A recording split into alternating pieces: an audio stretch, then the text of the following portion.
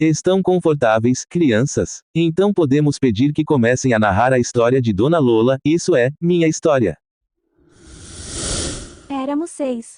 Ainda ontem passei por lá, a manhã estava muito clara, radiosa, dessas alegres manhãs de verão, quentes de sol e de vida. Havia no ar uma luminosidade surpreendente e o zumbido dos insetos, o canto dos pássaros e o riso das crianças. Enchiam o espaço, por toda parte reinava a luz, a alegria, o desejo de viver, de ser feliz, de ser bom. As árvores pareciam paradas, quase imóveis, mas, observando bem, podia-se perceber um sussurro de brisa entre as folhas como a contarem segredinhos umas às outras, na transparência luminosa da manhã. Passando pela Praça Buenos Aires, vi um grupo de crianças brincando e correndo, seus gritos repercutiam em meus ouvidos como ecos de coisas mortas, remanescentes de um passado há muito tempo desaparecido. Lembrei-me então do meu sonho, durante a noite inteira eu havia sonhado que ainda morávamos lá e meus filhos eram pequenos, no sonho ouvi chamarem várias vezes, mamãe. Mamãe. Mal a claridade do dia passou através das tabuinhas das venezianas, eu me vesti e saí, tomei o bonde para passar na nossa casa, digo, nossa, por hábito porque há muitos anos já que a deixamos e nem sei quem mora lá. Desci do bonde umas quadras antes para passar a pé diante dela e vagarosamente fui subindo a Avenida Angélica, tão familiar e amiga, onde residimos durante tantos anos.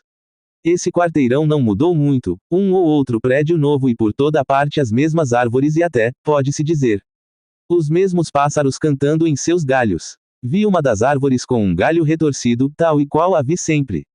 Diante da casa, parei um pouco para ver melhor, lá estava ela com as duas janelas de frente e o portãozinho de ferro, o jardim de 4 metros, como chamávamos, e a trepadeira roxa plantada por Júlio há tanto tempo. O jardim era insignificante e pequeno, mas para nós era encantador com algumas roseiras e um canteiro de cravos, havia cravos brancos, vermelhos e outros quase roxos. Quando um cravo começava a se abrir, as crianças iam espiar a todo o momento para adivinhar de que cor seria, e vinham me contar. Mamãe, é branco. Não é, mamãe, é vermelho. E às vezes discutiam por causa dos cravos. Olhei as janelas e meu olhar passou através delas e se alongou pelo interior, revi então nossa vida, todos os longos anos da nossa mocidade. Sorri ao ver os degraus da entrada. Eram de cimento, estavam gastos e escuros, mas me lembro tão bem do tombo que Carlos levou uma vez que entrou correndo, caiu e fez um galo na testa. Durante muitos dias Carlos chorou e brigou com os irmãos porque olhavam para ele e gritavam, cocorrocó, por causa do galo. As duas janelas da frente eram do escritório e vi dentro dele a escrivaninha grande onde eles estudavam. Sobre a escrivaninha, eu colocava sempre um mata-borrão verde preso com 4 tachinhas.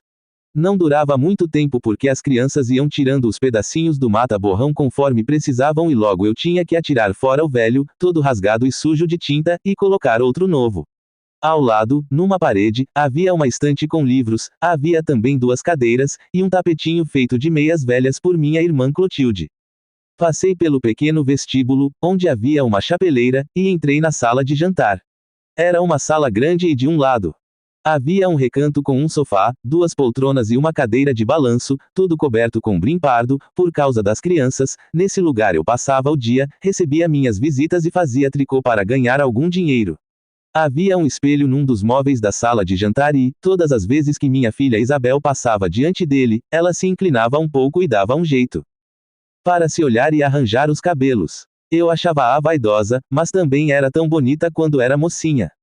Passei pelo corredor, para onde davam nossos quartos, e entrei na copa. Vi então Isabel com 3 anos, os cabelos castanhos presos por uma fita vermelha, sentada à volta da mesa. Pequena, batendo a colher no prato, sem vontade de comer. Eu dizia, coma, filhinha, olhe como está gostoso. Eu fingia que comia um pouquinho, mastigando ruidosamente. Ela ria mostrando a fileira de dentes iguais e batia a colher no prato com toda a força, gritando, não quero comer. Não quero. Julinho, que já tinha 5 anos, comia tudo o que estava no prato e às vezes ainda pedia mais. Eu os levava depois para o quarto e vestia-lhes as camisolas brancas. Isabel só queria camisola com rendas na gola e começava a choramingar quando não havia renda e tinha que vestir outra com ponto russo vermelho na frente e nos punhos. Eu ficava admirada porque ela era muito criança e sabia escolher o que era bonito. Eu dizia, agora vamos rezar. Eles se ajoelhavam então aos pés da minha cama e, pondo as mãos, diziam: juntos, olhando para o teto. Coração de Jesus, tesouro de bondade, de nós, pecadores, tende piedade. Protegei papai, mamãe, meus irmãos, eu e toda a nossa família. Nunca me esquecerei de Julinho que disse um dia: coração de Jesus, tesouro de bondade. Mamãe, tem teia de aranha naquele canto da janela. Veja, de nós, pecadores, tende piedade. Vendo-os assim piedosos, de camisolas brancas, os cabelos soltos de Isabel em ondas brilhantes pelos ombros, Julinho com os olhos pretos muito grandes, comparava-os a anjos. Depois cada um ia para sua caminha, Julinho dormia sempre com o cavalo de borracha que o padrinho tinha dado. Às vezes, já estava na cama quando lembrava e gritava: meu cavalinho! E saía correndo à procura do brinquedo, a camisola branca entufada pelo vento. Uma noite procuramos pela casa toda e ele já estava desesperado quando Durvalina, a criada, encontrou o cavalo sob o sofá da sala de jantar, então ele correu para a cama e, abraçando o cavalinho, dormiu imediatamente. Era o único brinquedo de Julinho. Antes de deixar o quarto eu me debruçava para cobri-los e beijá-los e eles passavam os braços à volta do meu pescoço e me beijavam, às vezes com os olhinhos amortecidos pelo sono, e eu me enternecia tanto quando diziam: boa noite, mamãezinha. Mas eram meus, verdadeiramente meus naquele tempo e, apesar de darem trabalho, pois 4 filhos dão muito que pensar para quem tem pouco dinheiro, eu me sentia feliz, muito feliz. E nunca me esqueço do que me disse uma senhora que tinha 3 filhos moços: que saudades eu tenho do tempo em que eles eram pequenos, eram tão meus. Tudo isso me passou pela imaginação num relance enquanto olhava nossa casa batida de sol, um cheiro de flores. Chegou ao meu nariz, aspaerei com satisfação porque devia ser das nossas flores, era um cheiro de orvalho também, orvalho das manhãs de verão. Fui tomar o bonde para voltar, não podia ficar ali olhando o dia inteiro. Enquanto ia andando, descendo a Avenida Angélica, comecei a lembrar que os meus também foram embora, a vida levou-os e se espalharam pelo mundo, menos Carlos que já não existe. Esse eu visito sempre, está deitado no cemitério São Paulo, dormindo sossegado entre 4 roseiras que florescem todos os anos, em setembro. São rosas brancas, bem grandes, das que ele mais gostava. Carlos eu sei que está bem, os outros não sei onde andam. Estão aí, pelo mundo. Asterisco asterisco. Quanta saudade eu tenho desse tempo da Avenida Angélica, quando meus filhos eram crianças e vivíamos todos juntinhos com Júlio, meu marido, como passarinhos em gaiola. Os 2 mais velhos tinham 7 e 9 anos quando nos mudamos para lá e não me davam muito trabalho. Eram fortes e sadios. Alfredo e Carlos já se vestiam sozinhos e estavam estudando na escola particular de Dona Benedita, próxima à nossa casa. Carlos era o mais velho e estava no 3º ano da escola, Alfredo no 2º. Depois que punha na cama os 2 menores, eu ficava sentada na poltrona da sala de jantar esperando Júlio. Ele vinha jantar sempre entre 6h30 e 7 horas, mas, quando passava das 7 e ele não aparecia, eu ficava aflita porque o imaginava numa confeitaria, bebendo com os amigos. Com certeza voltaria embriagado para casa. Nunca me enganei, infelizmente. Quando na porta ele dizia: boa noite, e punha o chapéu na chapeleira, eu já sabia se ele estava bom ou não. Era horrível quando vinha um pouco tocado, passava pisando duro pela sala e ia para o quarto tirar o paletó e pôr um de pijama. Depois lavava as mãos e sentava na mesa para jantar. Os 2 meninos mais velhos comiam na mesa conosco e tinham medo do pai. Nesses dias, começávamos a tomar a sopa em silêncio, de repente o pai olhava para Carlos, sentado na frente dele, e falava: onde se viu tomar sopa desse jeito? Não aprende, parece cachorrinho. Pronto, começou, eu pensava. O menino baixava a cabeça sobre o prato, evitando olhar o pai. Ninguém falava e eu ficava um pouco assustada com o silêncio. Durvalina começava a tirar os pratos de sopa e, para disfarçar, eu perguntava: teve um dia muito atribulado, Júlio? Ah, meu Deus, por que eu falava? Júlio ficava vermelho e respondia: naturalmente, tenho algum dia que não seja atribulado? Diga. Batia a mão no peito, olhando para mim e repetindo: eu sou um burro de carga para trabalhar. Burro de carga. Trabalho 12 horas por dia e depois me perguntam se tive um dia muito atribulado. Essa é boa. Ria alto, sem vontade. Sem querer, eu olhava para ele, estava com os olhos avermelhados, pareciam injetados e a fisionomia carregada. Eu fazia os pratos dos meninos, que comiam em silêncio. As cabeças baixas sobre a mesa. Júlio punha pimenta todos os dias na comida. Um dia eu disse: Não coma pimenta hoje, Júlio. Pode fazer mal. Imediatamente me arrependi de ter falado. A fisionomia dele ficou mais carregada e gritou, impaciente. Não posso comer o que eu quero. Será que na minha casa não tenho liberdade? Na minha casa, por que não hei de comer? Pensa que estou bêbado, hein? Não respondi e continuei a servir as crianças, irritado talvez com minha atitude, continuou furioso. Diga uma coisa, quem é que manda aqui? Sou eu ou você? Vamos, diga. Continuei calada, ele gritou mais. Diga quem manda nesta casa. Quem é que paga tudo? Hein? Por que não fala? Chego exausto do serviço, sento na mesa para jantar e ela vem me dizer que não devo comer isto ou aquilo. Fique sabendo que como o que quero e ninguém tem nada com isso. Ouviu? Ninguém. E, pondo bastante molho de pimenta no feijão, comeu furiosamente. As crianças olhavam para mim e baixavam a cabeça outra vez, timidamente, com medo do pai. De súbito, ele tornou a olhar o filho na frente dele e perguntou: que nota tirou hoje? Percebi a palidez do menino, encorajei-o com o olhar como se dissesse: fale, meu filho. Estou aqui. O menino olhou para o pai, um olhar medroso. Hoje tirei 5. E por quê? Isso é nota? Por que não tirou 10? Ao menos 9? Carlos procurava sorrir, contrafeito. Errei um problema, papai, e na história do Brasil. O pai interrompeu, indignado, imitando a voz de Carlos. Errei um problema, papai. Ele fala como se isso fosse muito natural. E ainda ri com esses dentes de cavalo. Eu se fosse você não ria, ouviu? Não sei quem você puxou, tem dentes de cavalo. E repito que quero nota 10 todos os dias. Entendeu? Ouviu? Carlos continuava a mastigar de cabeça baixa, humilhado, sem dizer nada. Vendo que ninguém falava, Júlio serviu-se de carne assada com salada e despejou mais molho de pimenta no prato. De repente olhou Alfredo, que tinha acabado de comer e fazia bolinhas com um miolo de pão.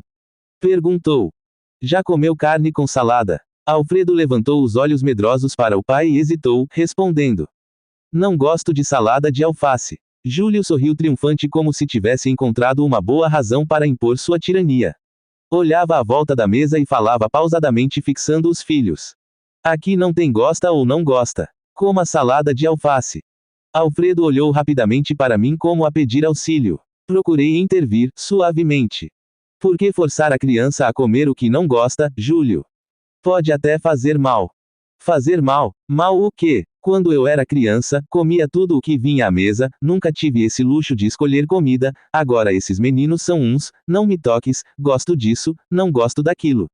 Não senhor, na minha casa não tem.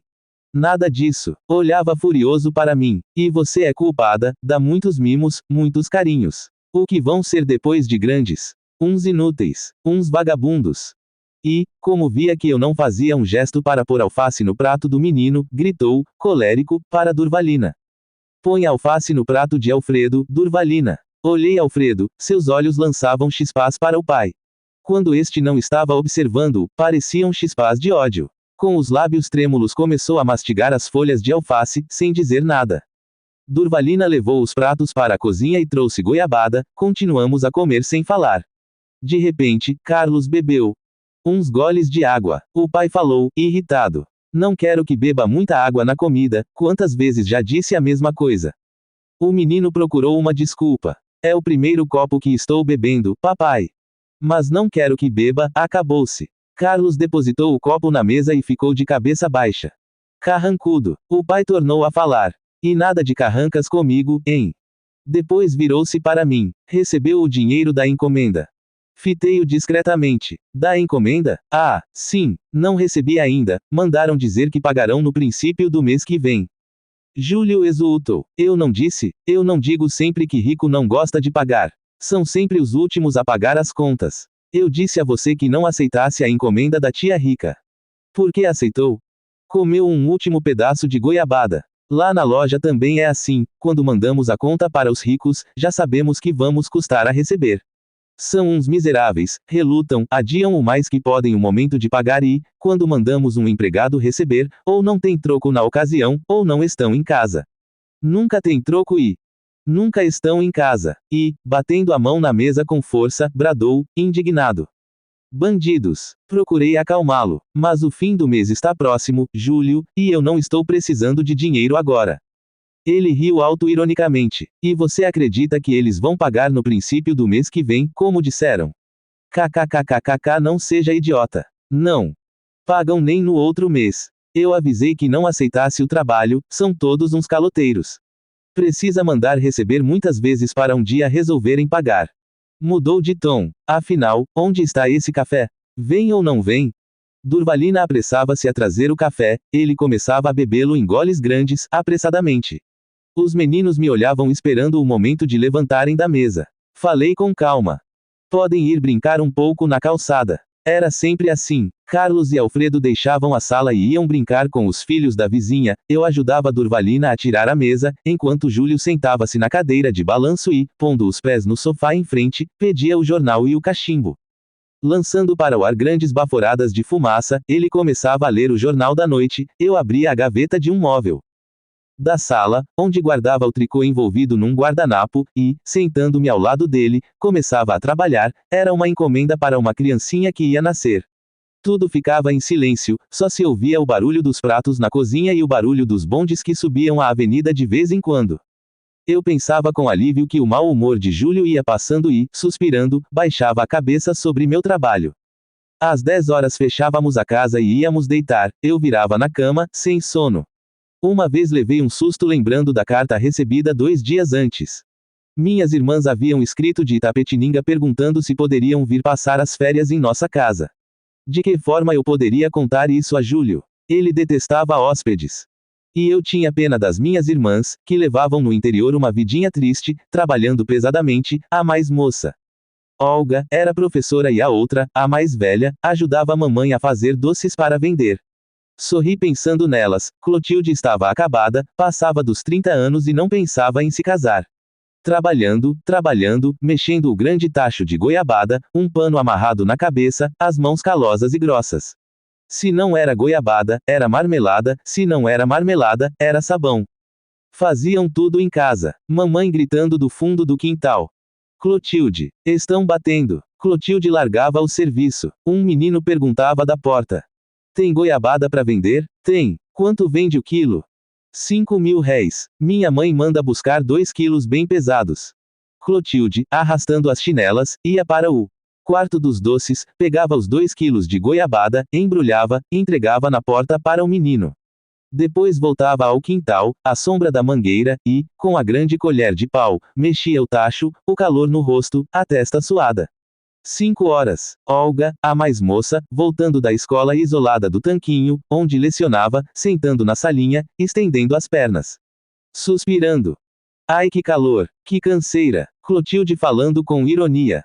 Canseira? Você não sabe o que é canseira, menina. E não sabe o que é calor. Queria ver você aqui o dia inteiro trabalhando no duro, com este calor do forno na cara, o dia inteiro.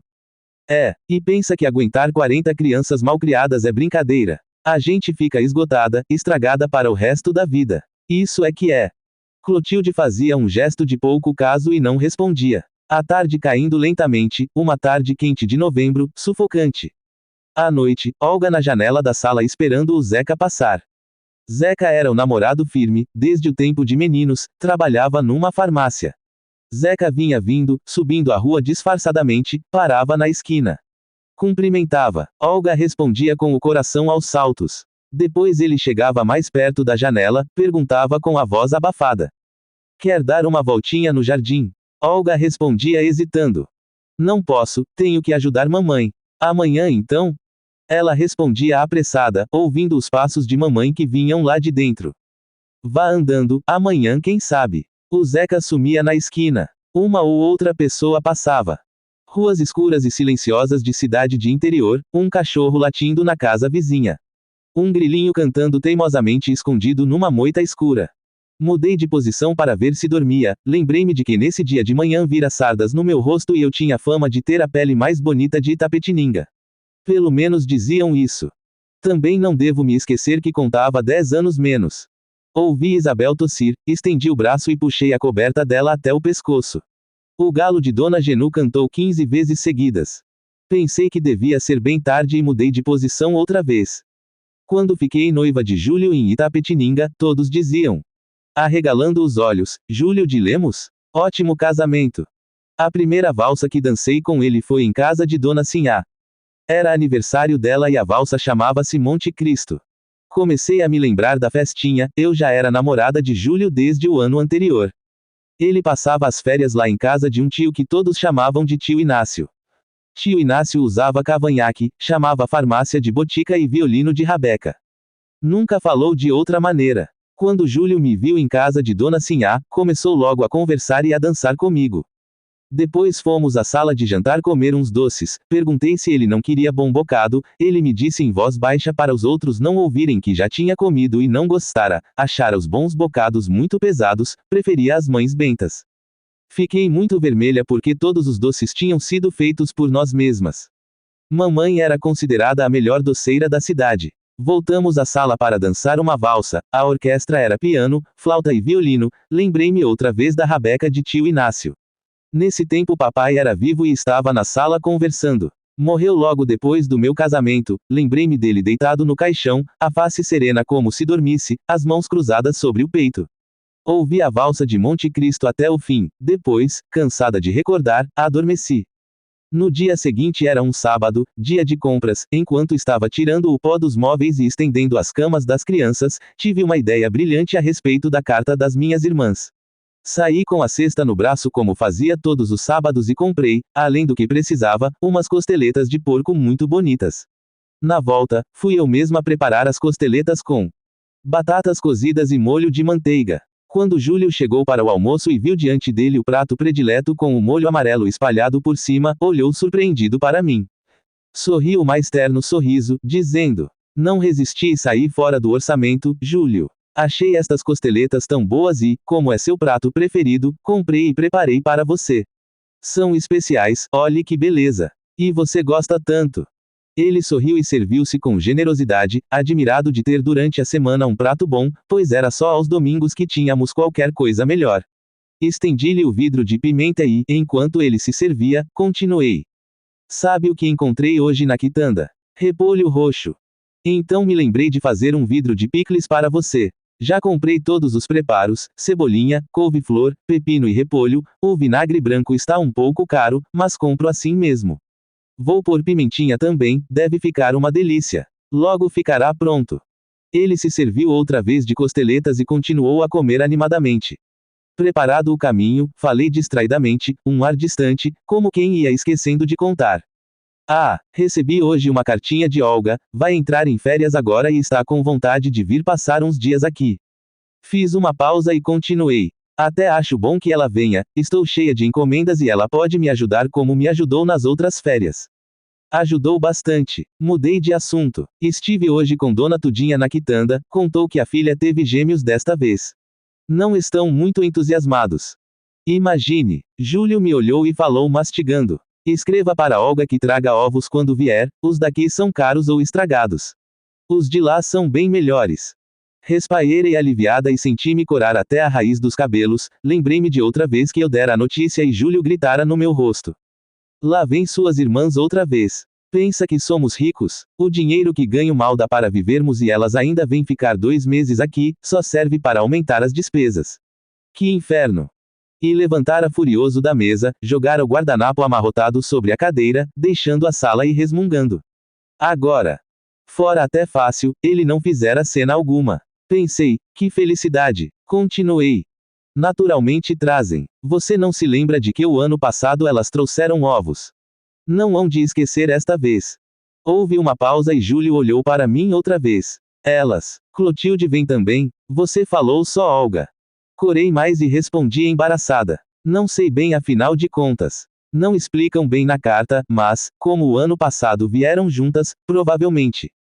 Clotilde vem também." E esperei a reação, mas não houve nada e acabamos de almoçar.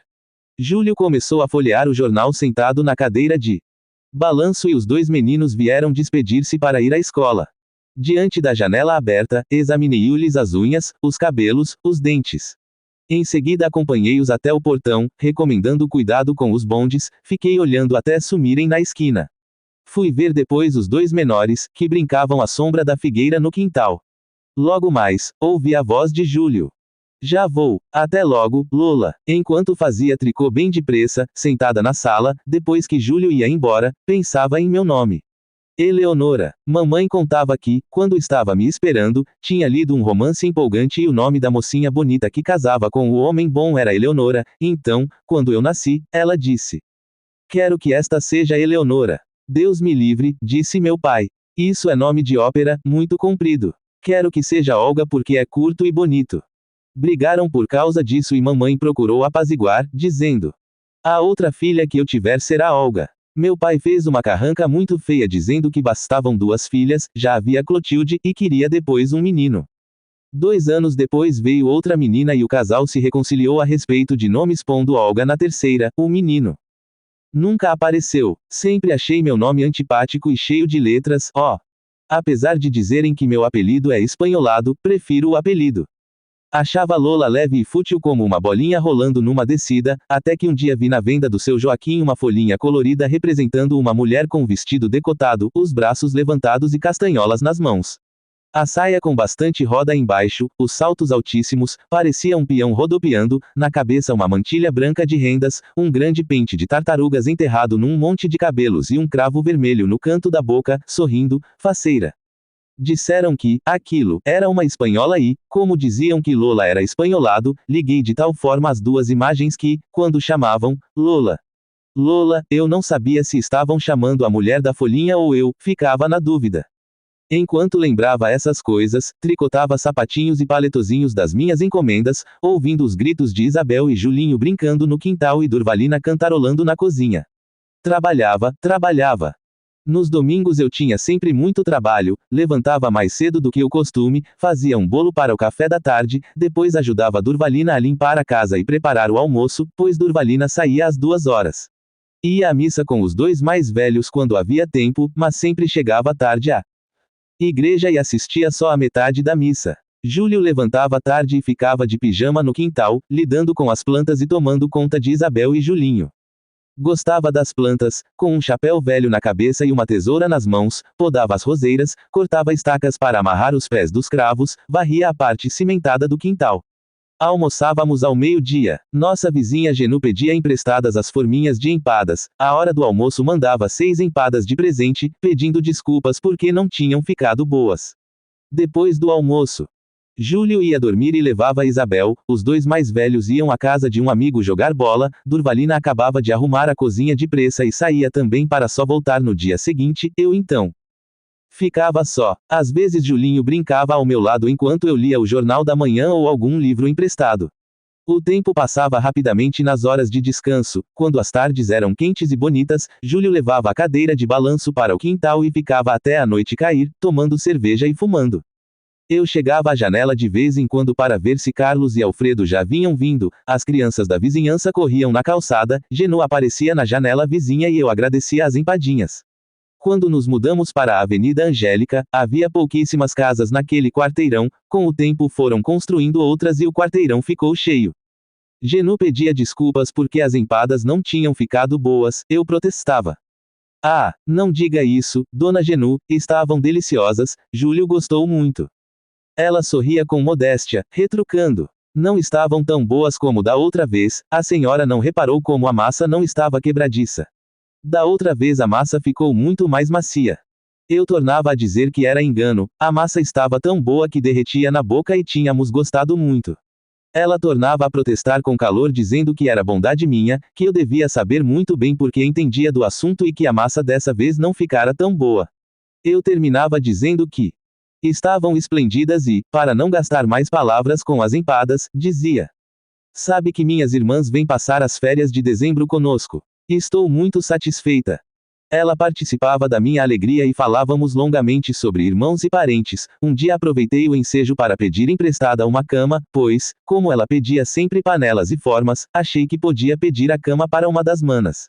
Ela respondeu: Pois não, dona Lola. Todas as vezes que a senhora quiser, está às ordens. E conversávamos até os meninos chegarem da rua às 6 horas, então eu me despedia e ia lá para dentro preparar o lanche para todos. Carlos e Alfredo tinham a diferença de 1 ano e pouco um do outro, andavam sempre juntos, vestiam quase iguais. Estudavam na mesma escola, mas eram muito diferentes em tudo. Júlio dizia que Alfredo tinha o coração fechado, vivia para dentro, e parecia mesmo, era muito retraído, falava pouco e raramente se expandia, enquanto Carlos era alegre, brincalhão, risonho, e parecia um menino feliz. Quando chegavam de qualquer lugar, Carlos sempre tinha o que contar, falava do que havia visto, das pessoas que encontrara, de suas conversas, enquanto Alfredo ficava quieto, escutando sem dizer nada.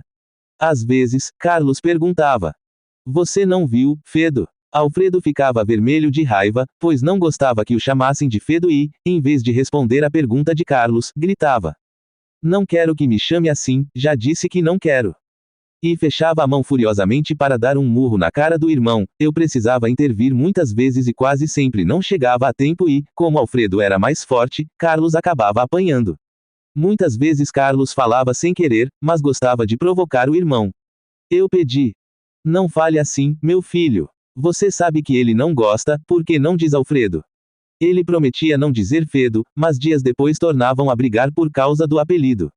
Tomávamos café com bolo e comíamos o que sobrava do almoço, depois ficávamos na sala esperando a hora de dormir e, no dia seguinte, recomeçávamos a luta novamente. No ano de 1934, Dona Lola acaba vendendo sua casa, que se localizava na Avenida Angélica, local em que viveu por cerca de 12 anos, e que acabou se mudando para uma casa menor que ficava na região da Barra Funda. Neste local, Lola vivia com seu filho mais novo, Carlos, que diferente dos demais irmãos, morava com a mãe. Por fim, a história acaba acelerando o tempo, depois de pular de um período de 8 anos, no momento em que Lola morava em um quarto alugado em uma espécie de pensão com mulheres do convento. No começo da narrativa, a filha de Lola, Isabel, tinha 3 anos de idade, Julinho tinha 5, Alfredo 7 anos e Carlos tinha 9. Com isso, muitos acontecimentos ocorrem durante a narrativa, como a morte de Júlio, seu marido, vítima de uma doença estomacal.